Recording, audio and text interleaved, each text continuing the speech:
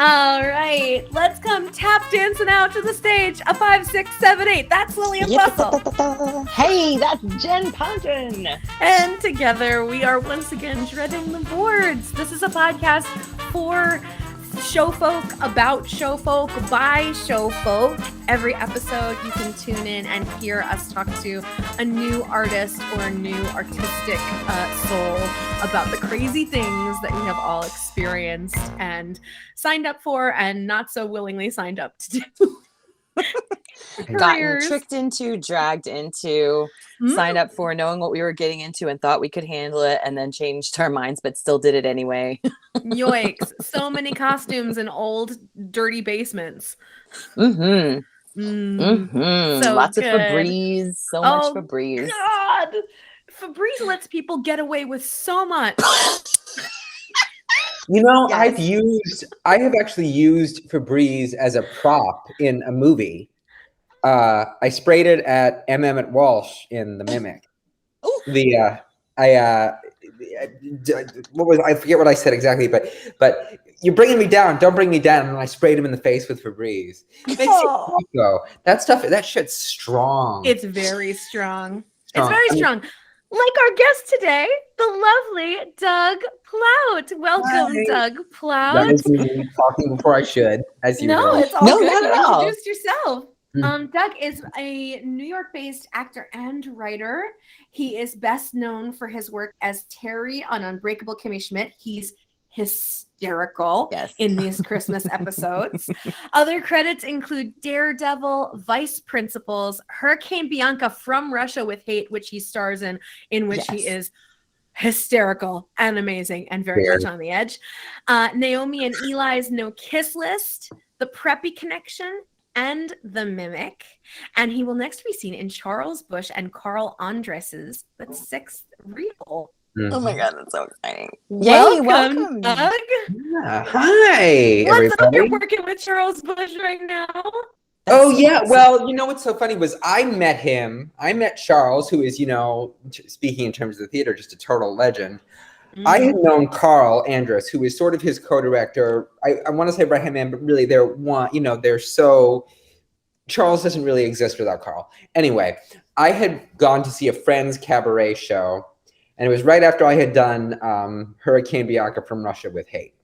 And in my own little small, teeny tiny, like I'm the center of the universe mind, I thought, well, Charles is a drag star and I was just in drag. So he probably has heard that I was doing this thing. And I was, so I went up to him and I was like, hi. He had no idea who I was, but we sort of became really good friends and sort of developed this friendship that was sort of born out of loving going to the movies in the middle of the day. God, yes. Because I can only speak that unless I'm on stage or like a night shoot or whatever, I don't like to be outside of my apartment after 7 o'clock. Like, I'm like, let's have lunch, let's do whatever. But I'm just like, whatever. I'm like, what's whatever? I'm early bird. So, well, you know what, Doug, to your credit, like, because Charles is old guard, I'm not super surprised that like he wasn't on the cutting edge of what was going on, but I absolutely think that if he was a little younger, he would have known exactly who you are. Oh dear. Well, here's the thing though. I mean, I think that he, I always despair so much that like we as performers will never get to work with like the Rosalind Russells, the Betty Davises, those people. And I sort of feel like working with him is like the closest that we can come to that, you know, now. So it's just the most wonderful thing. You're not wrong. My God, yes. How can I get closer and closer to Joan Crawford? Right? Yes. Oh my. Well, I mean, I guess. Well, Faye Dunaway, but you know, she'll throw things at you. So, I mean. I have an embarrassing Charles Busch story. I'd love to hear it, and then I'll tell him. Oh my God. Please. Yes. No, I'll totally tell him because he loves it. He loves all of it. I can't recognize people at all. Like, I'm lucky I know what Jen looks like. I'm so bad with faces. And Rock Bar was doing a screening of Psycho Beach Party That's his, right? I'm telling the story about the right person, because that's the other thing I like to do is screw up people's names. And Charles Busch was there, and he was gonna do like a talk back afterwards. I remember. And I do not know how I escaped the life. Like the life that I lived is exactly where Psycho Beach Party lived. I don't know how I didn't see it up until this year, a couple years ago. Yeah. So we all settled in. And my friend Emily really likes to sit in a chair with a back. And it's a bar that has like a lot of stools that don't have backs on them. And so I had like walked away from the table, but we had stuff on and around the table. And I came back and people were sitting at our table. And I was like, oh, hey, sorry, listen, you guys can stay, but I really need this chair for my friend Emily. And I kicked Charles Busch out of her chair. Oh, dear. I had no idea. And he was like, what a good sport. Oh, my God. Like he wasn't bitchy to me, but he was just like, the thing about him is he loves being treated like a star, and he loves that, but he is so passive and so kind. No, he was very, very kind. And like my friend genuinely needed that chair. But she was like, she creeps up behind me and she goes, do you know what you just did? And I was like, I saved your chair. Yeah. But that's so exciting. Yeah. That's so good. So you are now enjoying this really beautiful, like old New Yorkers in the park playing chess, going to see matinees. Well, when I get to hang out, when I'm lucky enough to get to go spend time with him, we don't really play chess, but certainly in the the park and everything. And he lives in like just the most ornately beautiful. It looks like Auntie Mame's, Beekman Place in Greenwich Village. So so it's a wonderful thing in my life, and I'm just so grateful to be a part of. The other thing I will say, and it's very important, is that it's not just him. It's also Carl, everyone who's sort of in that sphere. Greg Santos, who works as their company manager a lot, sort of coined. I think he's the one who coined it, the phrase "the firm." So it sort of just feels like you're a part of the firm. It's like it's nice to just sort of feel like it's its own little ecosystem, and everyone's really wonderful who you meet who is a part of it. So it's really nice. Joy. Yeah. That's marvelous. Yeah. So Doug, how did you no, go ahead, Lillian. Oh, I was just going to say those are the moments that get us through the dirty basements moments. Yeah, it's true. It's true. Yeah. Yeah. Go ahead, Jen. So I feel like you've had such incredible moments over the time that I've known you. So Doug and I met doing a film called Love on the Run. Well, that was the first movie I was ever in. Yeah? Yeah, that was the first movie I was ever in. And Sigda Miguel called me. Love him very much. Him. He called me, I think, the night before I was supposed to be there. And I was like, oh my God, I'm in a movie. And like, it was like Francis Fisher and, great people. But I was so excited that like Mary Testa was in it, because I had just seen her in Queen of the Mist, which I think she was doing at the same time, this enormous role in this musical that was written for her. She was doing it at the same time. And I didn't really have scenes with anybody because I think I was on a green screen. And, but, it was a really wonderful thing to get to, be a part of that thing for the first time. And I was so like, what am I doing? And where am I? And, but that was really cool. So I think that was 2011. So, oh my God. It was 2011. And nobody knows it was 2011 because our film was in post for 5 years. Yeah. So when it came out in 2016, the job was like, all right, everybody pretend that we filmed this last year. Oh, yeah. Crazy. Yeah. When in reality, I was like, a bitch is old now. Like, it's so true. It's God, the way time races through, especially it's just like, especially because it's like, when you make a movie, it's so funny. Like I remember I did in NAOMI and ELY'S, I had like one really, really nice little moment in that. That was and the director, I ran into the director about 6 months later. I said, I have no idea if you remember me. And she was like, when they're editing the movie and they're doing all these things, they're looking at every frame for, hours and hours on end. But we just go off and do something else. So it always just feels like this weird thing. Then sort of when it comes out again, sort of smacks you in the face in a wonderful way. So absolutely. Love on the Run was directed by the late great Ash Christian, which when we talk about queer representation and storytelling in cinema, Ash is like at the forefront of, I think, young artists and professionals, and he is gone far too soon. But he also produced the Hurricane Bianca movies. So was there was that connective tissue there between the two of you when he had you come in for Rex, which this movie is just very amazing. I will tell you, I will also say that he produced the sixth reel as well, and that was one of the last projects he was working on before he left. So I had connected him to Charles and Carl during that process. So but anyway, yes, Hurricane Bianca. So the story that I got about Hurricane Bianca sort of came to me from both the director and from Ash in slightly different ways. So what Ash had told me was that it was written for that part was written for another actor who I think a lot of people will know. I think he's actually he's not a RuPaul's Drag Race person, but he is one of the most brilliant performers, I think, in the entire world. I will tell you off mic. Off the record, yes. But he turned it down, and they had an audition, and there were two other guys there, and I knew one of them personally, and I knew of the other one. Mm-hmm. I got it, and I was very, very, very lucky.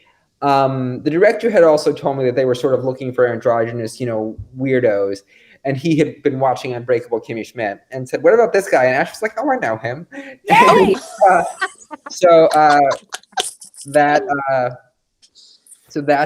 That was the other version of how that came to me. So, and then Matt Glasner, who was the casting director, who was also the casting director for the sixth reel.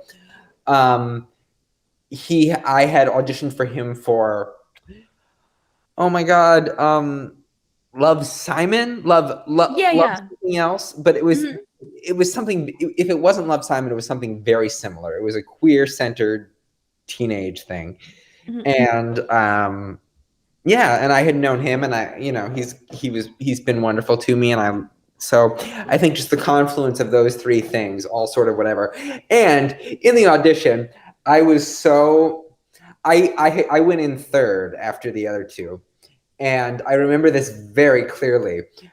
I had thought the scene, they both sort of played one of, I don't know if anyone ever does this. This is one of the sad things about not being able to go into a room at this moment where we're all self-taping. Mm-hmm. If you can sometimes hear the choices other people are making, you say, I want to do the exact, if everyone's doing the same thing, you say, I'm going to do the exact opposite. Whatever it is, even if it makes no sense. Right. Then all of a sudden, it's just a memorable choice, even if it doesn't work. So I did that. And I had said, they're doing this one thing, both of them, and I just need to do whatever the opposite is. So I did that. And I was so confident in myself when I did that I left half the pages of sides in my bag in the hallway. And I realized this. And I realized this like midway through the scene. And I was like, oh, well, like it's coming, but maybe I'll be able to, I know this, so I'll be fine. I'll be fine. But then I got there, I was like, I'm really sorry. I don't know. But like, I got it. But yeah, so then I went out the hallway and they were like, no, that's fine. You don't need to do. So I thought, well, blew that. And then I got it. And I think an hour later. So. Oh my gosh. Yeah. So good. So, yeah. Gosh, that must have been so You know satisfying. what though? The confidence I bet was palpable. Mm-hmm. I think, well, I mean, I'm very rarely confident in, I mean, well, you know what I think is so funny is that I don't know if you have this, Jen, or Lillian.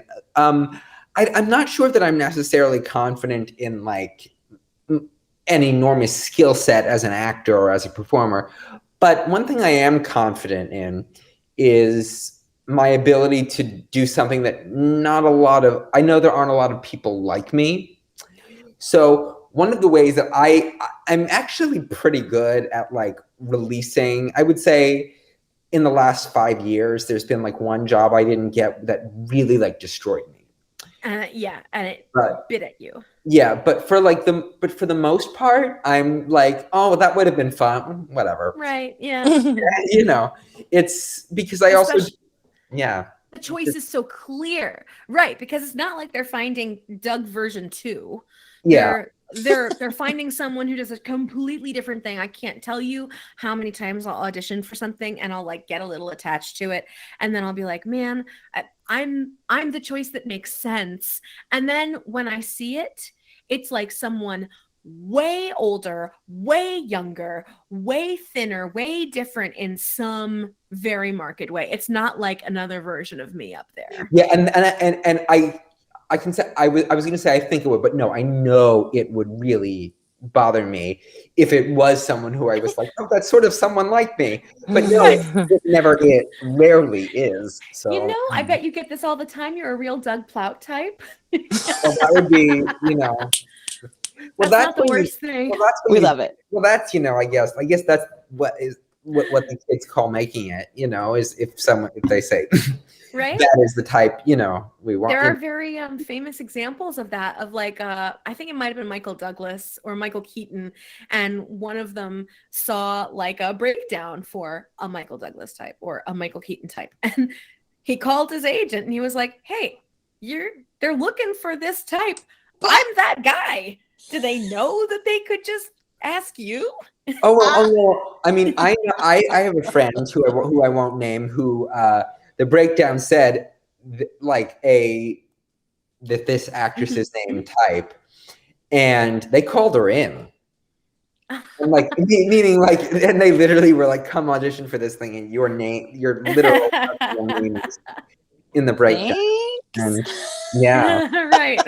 Yeah. We hope you're right for it. Well, come on, man. Like, if it ain't me, what are we doing here?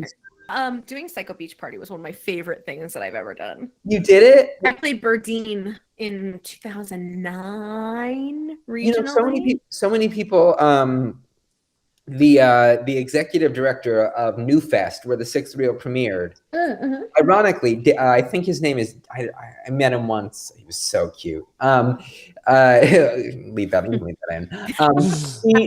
He went to school with a professor of mine from college, and they became very good friends, and they met doing Psycho Beach Party. And so I think there's also something about being in one of his plays that, you know, I think just because they're so outrageous that they demand a level of like immediate intimacy with whoever you're doing this with. So that's an excellent point. Yes. Yeah. Right. Yeah, and there's such a fabric of so many people's lives. I literally cannot. I don't know how it missed me at all. But yeah, no, I'm just jealous. Yeah. What do you have? You come from a theater background, yes? Mm-hmm. Yeah. And when did you start doing theater, and when were you like, oh, this is what I want to do? I think the first thing I ever did, really, my father always played trombone in like the local community theater. They like an annual musical at the church, like a big, you know, West Side Story, everything.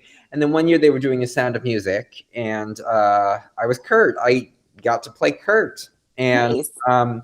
Ironically, I don't know if anyone knows queer icon Nicole Payson, who's on a show called Anyone But Me, that I think was on Hulu. I want to say she played Brigida, but I remember very clearly doing I leave and heave a sigh and say goodbye, and then everyone applauded for like whatever. Yes. Oh, you got the ovation. The song, and I was it was great.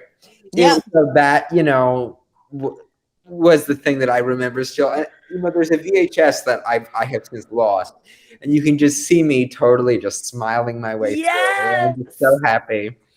And yeah, so that's how that started. And then I did a lot of community theater, although I never really got any like good parts, to be honest with you. And where did you grow up? I grew up in Greenwich, Connecticut. Oh, so you're from Connecticut. Yeah. So I did that and kept going until I was about 16 or 17. And then this sort of an odd story, but I think I wanted to go to school for musical theater because I can't dance, but I could barely sing. And then when I was 16, I got thyroid cancer. And so that was a lot. So there was a lot of surgery and a lot of things, and that sort of put the kibosh on the singing. But I'm grateful for it because I actually think it like cultivated like a totally different side of my brain and made me like a more empathetic person.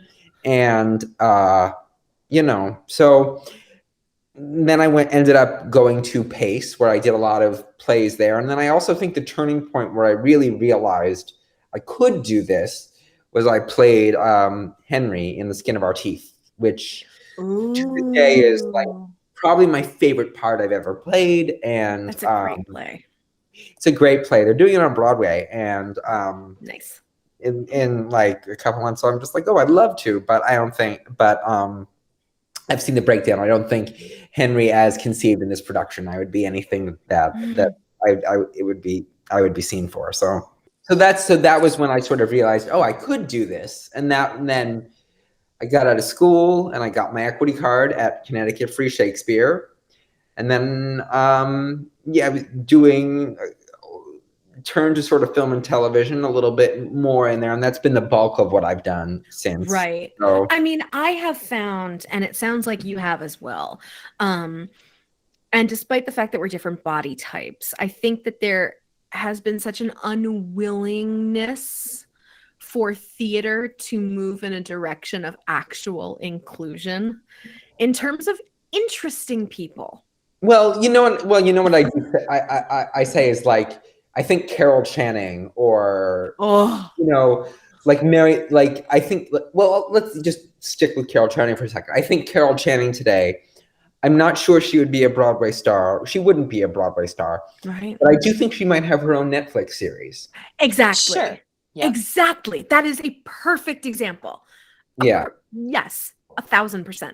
So and that's what's so vexing. I mean, the perfect parallel is Colleen Ballinger, right? Miranda sings, "Oh, Lillian, we should see you. We should talk to her."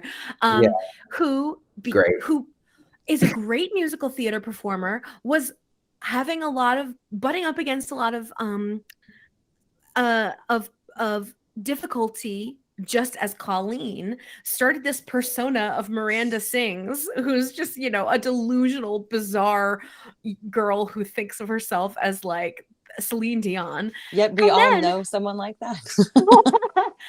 She turned into a YouTube sensation and got haters back off on Netflix, which was, by the way, a really good show. It was wonderful. I love it. Yeah. Yeah. I mean, I think on one hand, it's what happens with it, and it's something that I'm not sure theater can fix itself in that way, is that there is a level of, I don't know that it's anyone's fault, because the way a lot of plays and musicals are written now is that there's a very specific set of requirements that if you kick this high, if you can hit this note, if you can do this, then that's whatever. But I think 50 years ago, the requirements were more malleable to suit each performer. And so I think that might be a part of it. Whereas I think film and television, so much of it is, who's the person in front of us and how are we going to shift this to suit whoever they are. Mm-hmm. That's a good point. Yes. And so I think that's a big part of it. But I'm so grateful for, I see less difference now, because I also think that even as recently as like 20 years ago, all of the good writing was in theater. Yeah. Or most of the good writing was in theater, I should say. But I think more recently, it's sort of shifted to become, because writers can live anywhere. Good writing is, you know, in film and television. Good writing is on stage. Good writing is everywhere, and I think that's something that's really, really wonderful. Yeah. Definitely. Yeah. It makes it not feel like selling out for sure to move into on-camera work, which is like such a ludicrous thought. But I miss theater, and I wish the doors would open in theater that have been opening for me for a long time in film and TV. Well, you know what's so funny is that I feel, and this is very personal, I remember I asked for a day off from Hurricane Bianca, which was a huge opportunity for me. For me, because I was supposed to say 2 lines in a benefit for something called Project Shaw, which is a wonderful organization, but say 2 lines in like a Shaw play for a benefit, meaning where I wasn't even paid. Right. This thing that I was like, oh, but it's Rebecca Luker, the late great Rebecca Luker, and you know, all these people, and I thought, oh, I would love to do, but you can't ask for a day off from some, you know. But I still did it, and I feel like in the last couple of years, my mindset has shifted to just be like, you just want to be good in good things. You know what I mean? Like that's the goal, I think. So. I spent a lot of my time when I was when I first moved up to New York, where I was just like, and this is going to sound very egotistical, but I think you both have been in those productions where you're like, why am I the best thing in this? Oh, like, should never be. I know I'm good and I love it, but I want to work with other people who are good and who are pushing me. And it's not that people were bad, or it's just sometimes it's like a director that's kind of sideways or isn't pushing anybody, or like you're the only one who knows your lines. Yeah. No, I know. Yeah. I mean, I think I've always just had this. I think just because I never really, as a kid, I was never the one who was going to do anything. Like I was never the one who was going to succeed as a performer. I think I've gotten beyond it because I'm years old. But I think I'm just always just completely nonplussed that anyone wants to hire me. And I mean, did anyone wants me in their thing? So I'm just always I'm just always so happy whenever, you know, I get the chance to, you know, just really play a good part or just do good writing or anything like that. So, being able to do something that you're proud of, I guess is what I meant. Something that you're excited to tell your friends and family about instead of telling them not to come to things, which I have done in my past.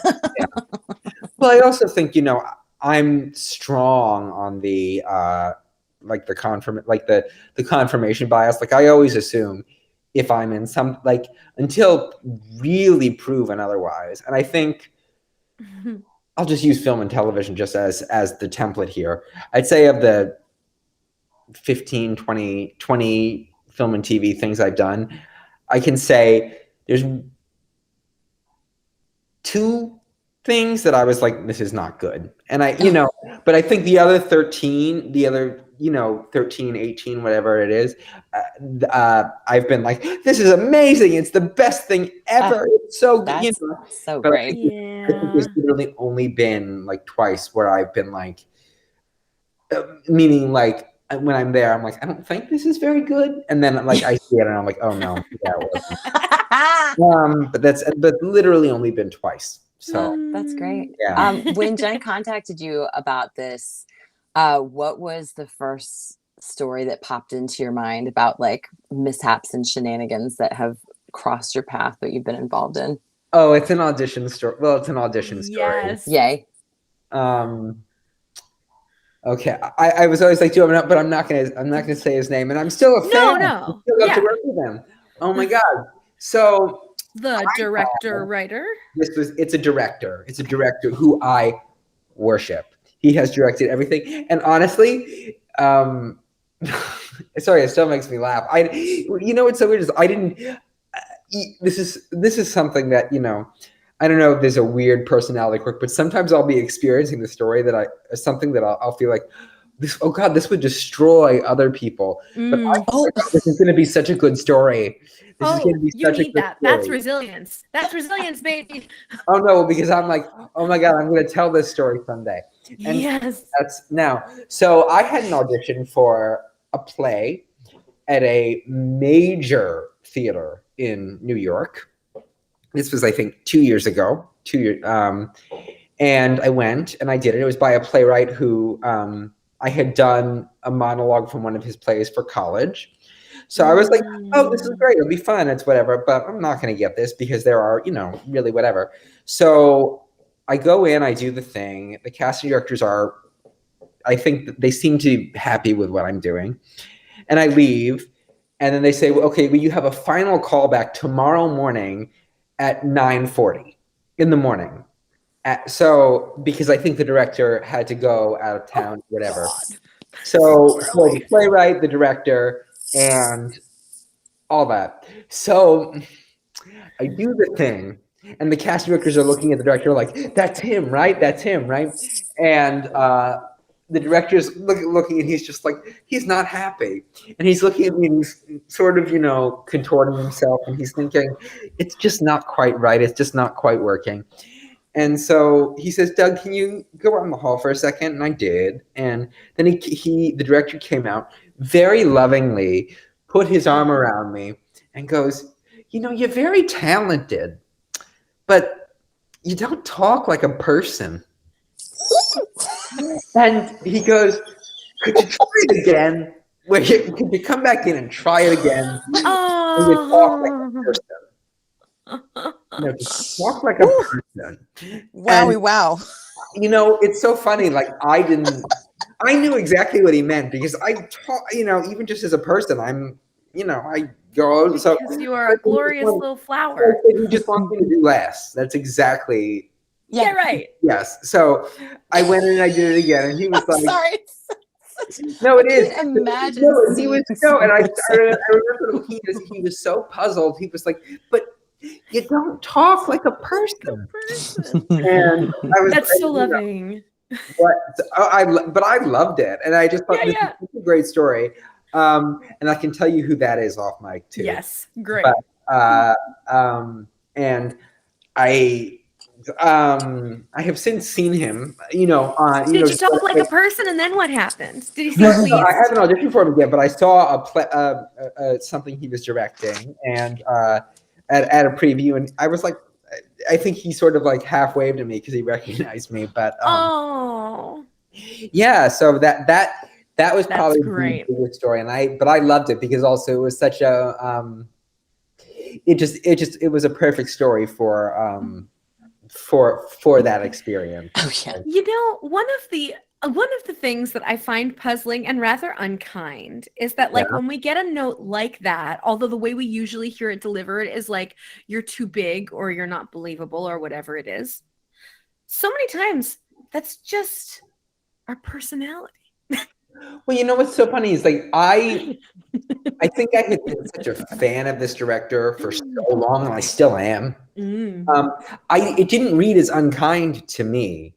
Mm-hmm. Like I knew exactly what he was saying, and I just said, "Oh well, no, this is his vocabulary." Yeah, exactly what he's saying, and also this is going to be worth the story for the rest of my life. For sure. Oh, well, you know what? I think the way that he said it was the best way because it's such no, you don't talk like a person. You talk like a beautiful, dramatic butterfly Queerdo soul who thinks of life as a spoon for analogy. And so that makes total sense. What I think is offensive is when people are like, this is too big, this isn't believable, where it becomes like a commentary on the craft. And it's like, well, I'm not, no, I'm just being myself. You want us to be authentic. And there are people who behave like this in real life and, who are Kramer come to life or whatever. Yeah. I feel like I actually got that drilled out of me because my voice is so expressive and, sometimes the text is not written with thinking words in it. You know what I mean? And, or like the punctuation doesn't give you cues as to where someone might, I don't know, have a dramatic pause just like that. And also, I tend to use strange voices when I talk to people all the time. And I was told absolutely not to do that, which I think is not really, should be one's go-to for something. Say Shaw, right?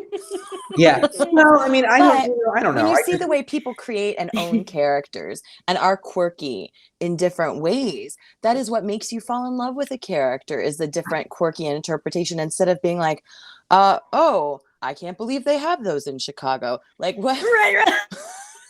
Well, you know what I think is really fascinating, though, and this is, I guess, goes back to also Charles Busch, is he has a phrase that he uses a lot, and he's talked about this a lot, is that, you know, he usually, when he's writing something, a play, a movie, whatever, he writes it with people in mind. And he's always writing for what he calls their trip. So it's like they're doing their thing. You know what I mean? It's just what they do, you know what I mean? So it's always a version of who that person is. So I always feel like, you know, I think there is value in seeing people shape shift and seeing those sort of things. But I would say for the most part, you know, and I don't mean to put myself down, but I don't know how much I could do that. You know, I don't know how much I could shape. Like, I would just, you know, I would love to get to play people who are like Doug, doing things that he doesn't always get to do. Right. But I do like, you know, I do like this idea that everyone, and I think it's also a very old school idea where, you know, every part you see Joan Crawford play, they're Joan Crawford parts. Every part you see Betty Davis play, they're Betty Davis parts. It's, you know, it wasn't this thing where that, you know, now where, you know, we see people like Meryl, who is wonderful and amazing, doing everything under the sun, you know. And I sort of think, you know, it's a very we're Nicole Kidman, who's about to play Lucille Ball. Well, you know what's so funny is I think that could be wonderful. I think it really could. She's so skilled. I don't actually doubt it. But I saw a tweet, and this is so right. And they were like, on what planet is Nicole Kidman cast as Lucille Ball when Deborah Messing still exists? Oh, well, you know what's so funny is that I do think it's, I mean, I understand that from a casting perspective, because I think it's like I watch American Crime Story, the Ryan Murphy one now, and they make everyone sort of like approximate whatever, except for Edie Falco. They don't make her look like Hillary, and they make everyone else look like. And I think there's a strength in that, because also if you have to worry about just doing an imitation, then you sort of, like, if I was seeing Nicole Kidman do Aaron Sorkin talked about this, but if I was seeing Nicole Kidman just doing a perfect Lucy imitation, then I wouldn't be paying attention to whatever the story they're telling is. Right. You know what I mean? Right. So I always feel like that's sort of where I come down on that. So I understand that. And I think, you know, if she did this meticulous recreation of Lucy, then I don't know how much I would be looking at, you know, who, you know, this fascinating story they're telling, which I think has to do with her being, Lucy being accused of being a communist. I think that's what the arc is of that. Deborah Messing would be a choice for that. I'm sure it's a choice for a reason. But because I have been watching Will and Grace recently, and I'm always like, wow, she's a really good comedian. Well, you know, that show has the most gifted physical comics, I think, on television in a very long time. Definitely, right? Yeah. They are just, they're all one. And that guest cast, I mean, like, God, Debbie, like, the people who play their parents, Debbie Reynolds and Blythe Danner, and I think Lainey Kazan plays Grace's aunt. And Leslie, oh my God, Leslie Ann Warren, who I think is just like, is Will's father's mistress. It's, you know, amazing. And oh my God, I'm forgetting like the best ever, Eileen Brennan from Clue. Oh my God, yes. Right. And oh my, just so it's. Oh my heart, I did not know. Yeah. So good. Yeah. Amazing. We do. Oh God, I could talk Hollywood with you forever. I know. We do need to come to a close, but is there anything else that has just been an absolute actor's nightmare or long, strange trip that you would love to tell us and our listeners? Or a bizarre thing that you have seen live in the theater? Yes. Sure. Something. I think okay. Well, no, actually, I have another story. I was doing a play called Lion in Winter in Los Angeles. This was in 2014. And the woman, who was playing Eleanor, my mother, God, she's so wonderful and she's so hilarious and she's so warm and she's so giving. And but there's a line that play is just one long argument between yes royal people. And there's a line where they're arguing. She says to her husband, "Shall I tell you about my fornication with your father?" And that's the line, because I think Eleanor had an affair with her father-in-law. So one matinee, I was in the dressing room and I could hear over the speaker, "Shall I tell you about my..." Silence. Shall I tell you about my defecation with your father? And that was that was and so that was pretty great. That was my God, she just couldn't remember the word. The amount of money I would have paid. And okay, so how did her scene partner continue the game of volleyball that is, we're talking about pooping now? Well, I think they were like 80 years old it was a matinee. So I think we just had to sail right past that, baby. I mean, yeah. Just ignore it. Yeah. Spoonerism. Wow, that's delightful. Yeah, it was fun. Oh my God. Could have really created a whole different second act. Right? Yeah. Act 2. No. Poop joke. Yeah. Lillian for the friggin' win. Oh my God. So Doug, this has been such a joy. The 6th reel is what's the projected timeline and how can people keep up with you? Well, it's doing a festival thing right now. It premiered at Outfest and then it screened at New Fest. And then I think they are in negotiations with someone with a distribution company. I know they are. And so I think next year it's going to be released commercially. So that'll be fun. Yeah. So exciting. Yeah, I think so. And I think they have another movie in the pipeline too. Charles and Carl do. So delightful. Yeah. And where is From Russia with Hate currently streaming? Is it currently on Netflix? I know it's on and off here and there. I think it's on Netflix. Prime, I think did the first one move? I think it's still on Netflix. I think, and I actually just had lunch with a director last week, and I know that they are we're getting ready to make a third one at some point as soon as Bianca's schedule lets up. So yeah. Yay. Well, I can't wait to watch that. Listen up, thespians. The Hurricane Bianca movies are wonderful. They are. Bianca is the shit, is literally my favorite Drag Race. I have never met anyone. Here's a fun little tidbit story. Our last night shooting that one, I remember Bianca saying under her breath, "I have to be on stage in Singapore in like 36 hours. Oh no. We were in New Jersey. And that's how much like she does not stop. Like I remember she played Carnegie Hall and I went to see it. And you would think like there was a quick after party and whatever, but like the next night, Pittsburgh, like boom, boom, boom, boom, boom, never stop. Don Rickles in a dress, the best one, and such a sweetheart. God, so good. So please do watch Doug in Hurricane Bianca From Russia with Hate. It is a delightful film that ended up being incredibly poignant given what we saw happen with Russia over the last several years. And Doug is amazing. And keep your eyes peeled for the 6th reel. Yeah. We will put his socials in the show notes so that you can keep up with Doug. And This has been so lovely. Thank you so much. Oh, thank you. Yay. Thank you, guys. Yeah. All right, and to thespians, our listeners. Yeah. put on your dance belts backwards. Yeah.